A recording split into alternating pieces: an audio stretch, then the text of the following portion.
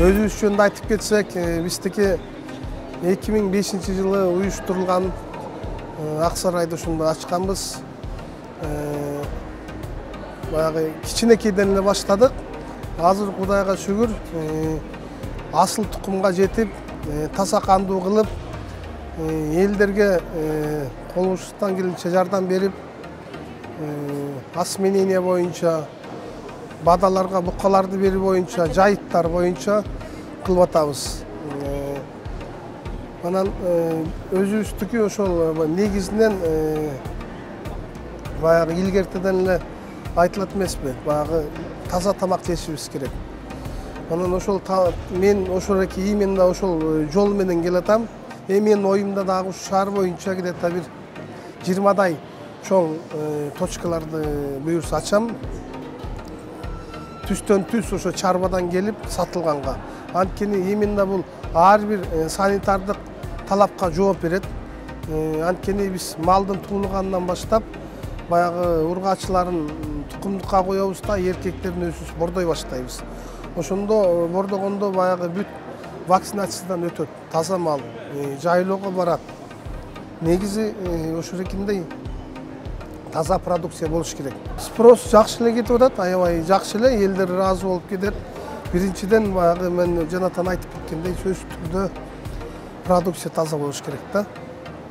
Биз баягы 100% кепилдик бере алабыз да.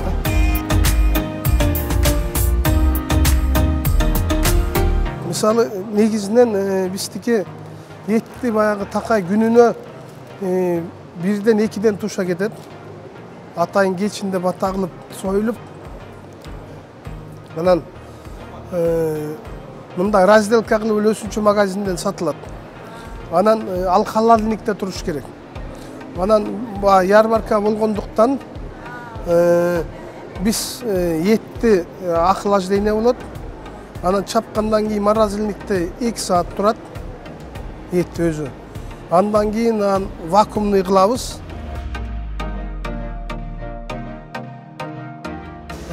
Экинчиден мен баягы линия болуп, экинчи линия болуп, баягы топоз багытты дагы мындай кичине жакшы өстүргөм да.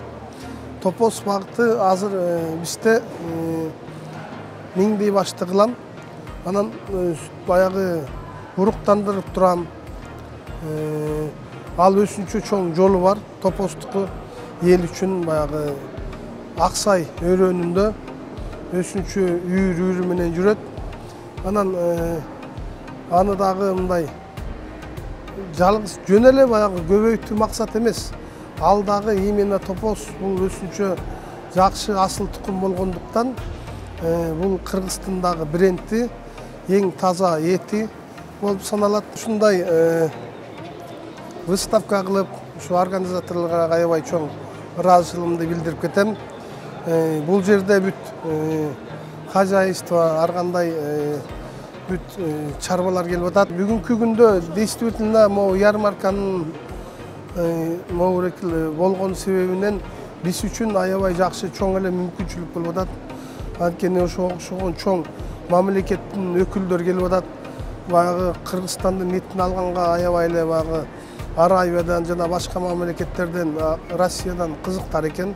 Бирок негизинен ушул выставканын арты менен мына азыр дагы мына түсүп Россия Федерациясынан өкүлдөр келди.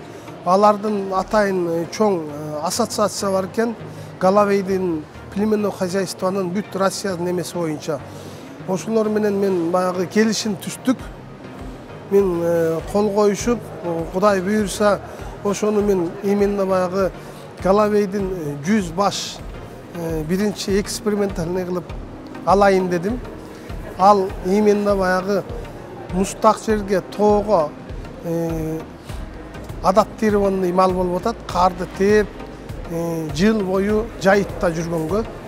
Ал ошол эки менен аябай мына мага жакшы келишим болду.